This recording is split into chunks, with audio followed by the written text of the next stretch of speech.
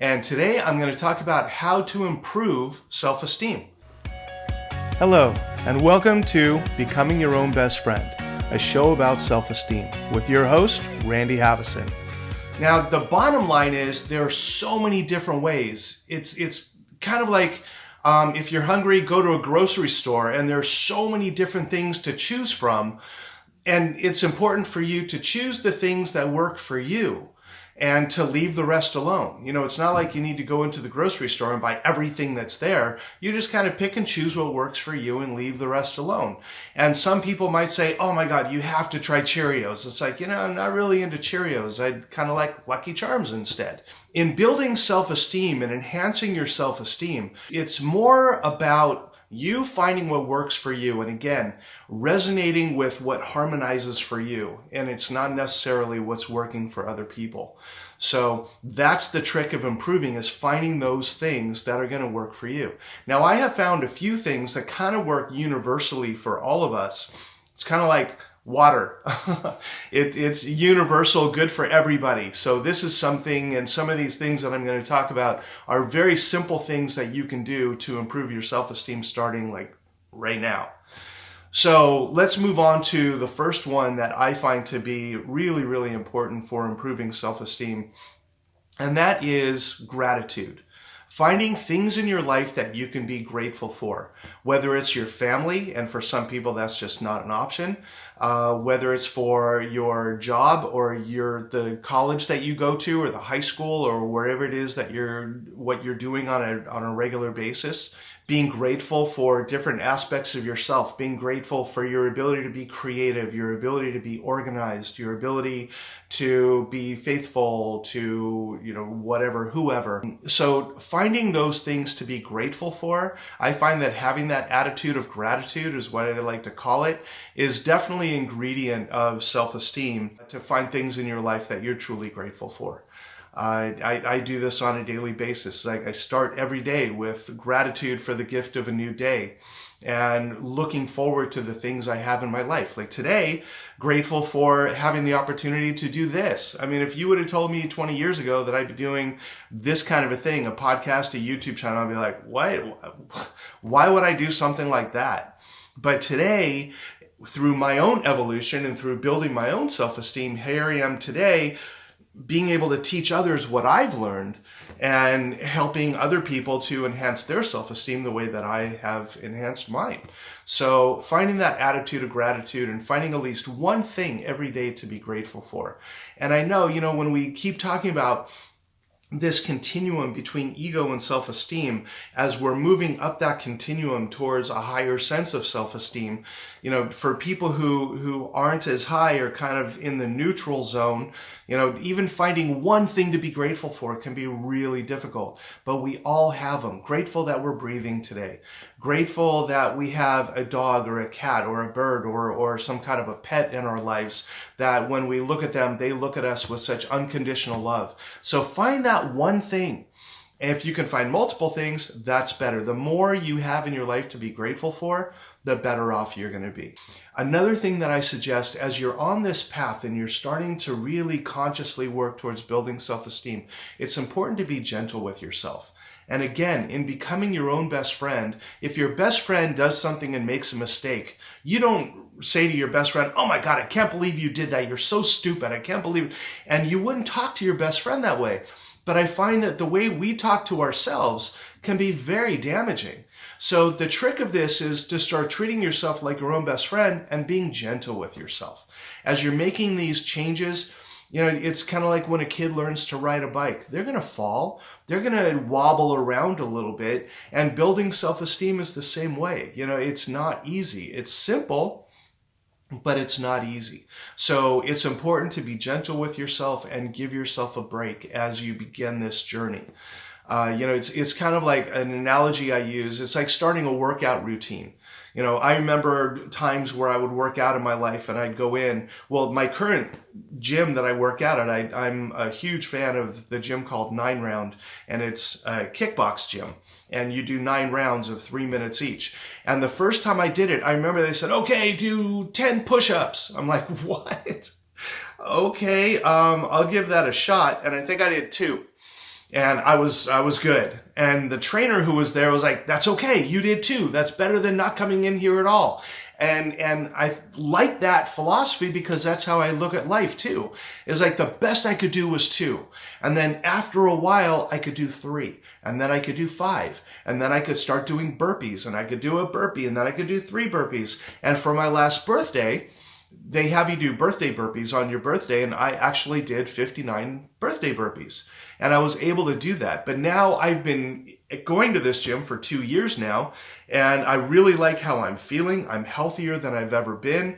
My heart is probably healthier than it's ever been. I go to the doctor and he's like, wow, you're doing really great. I'm also watching that over 2 years, we've moved a couple times and there have been some life stressors and there are times where I eat better than others and I'm gentle with myself. It's like, hey, you know what? If you want that donut, have that donut. If you want to eat that piece of cake, eat that piece of cake. It's okay.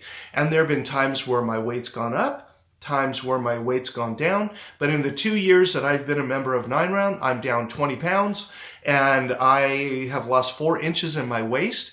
So I'm noticing that on the outside as well. But what's more important is I just feel so healthy. I go up a flight of stairs now and I'm not winded. I can do 25 push-ups. I can do 100 sit-ups. So it's being gentle with yourself as you begin this process, because after a while, like starting a workout routine, at the beginning, I could barely do anything and it was difficult and I was sore and it hurt for days, but I kept going back and kept going back because I saw the benefits and I really enjoyed the process and I knew that over the long term, this was going to be good for me. So I was gentle with myself. I didn't look at myself and say, oh, well, that guy over there is older than you and he can do 25 push-ups and you can only do 2. Oh my God, look at you. I didn't do that. So the trick is to be gentle with yourself as you're starting new routines, as you're starting to enhance self-esteem and improving your physical, mental, emotional, and spiritual self. It's not easy to do, and most people are going to rebel against it. I find that most people are not interested in investing their time and energy into doing this. So for you to be here listening to this and to really look at, yeah, I do want to make these changes, good for you. That's awesome. So celebrate that. Be grateful for that, because that's something to be proud of yourself for. Look in the mirror and say, I'm really proud of yourself and what you're doing for yourself today. Good job. Another one that I really suggest to people, and it kind of follows along with being gentle, it's make small steps when you're making these improvements. I watch people, and I used to be guilty of this too. I'm going on a diet. I'm going to eat salads 2 times a day, and I'm only going to do this, and I'm going to drink water and no soft drinks and no coffee, and I'm not going to have desserts anymore, and they make this huge plan of how they're going to do this diet. And then they do it well for a couple weeks, and then one day comes up, it's like, well, maybe I'll have a piece of pizza. And then everything is gone. And it's like, okay, well, if I blew it that much, I might as well not do it anymore.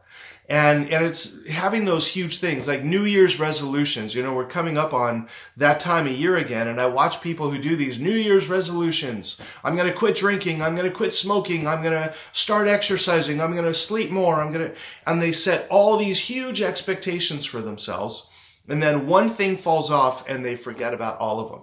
So I'm not a huge fan. This is just me personally. I'm not a fan of the New Year's resolution.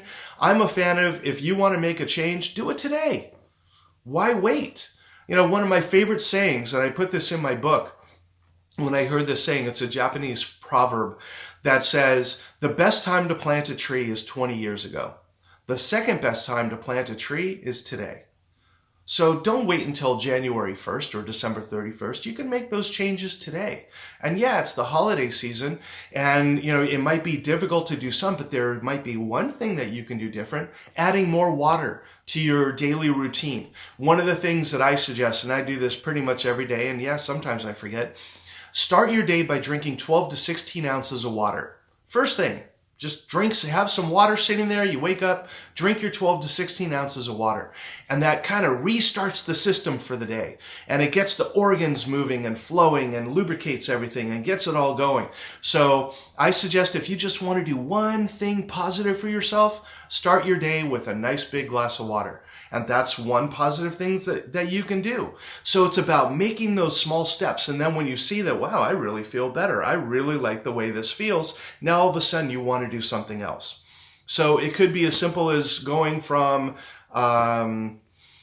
sugar to stevia or something like that, moving to a sugar substitute, going from white rice to brown rice, making small steps. And that's the way to build self-esteem and improve self-esteem, is by making small steps along the way, and not look for these huge, massive changes in your life, but just do the small ones. And over time, it's going to enhance. It will be better. So just know that it is going to happen. We're talking about long haul. This isn't, I look at building self-esteem as it's training for a marathon. It's not running a 100-yard dash.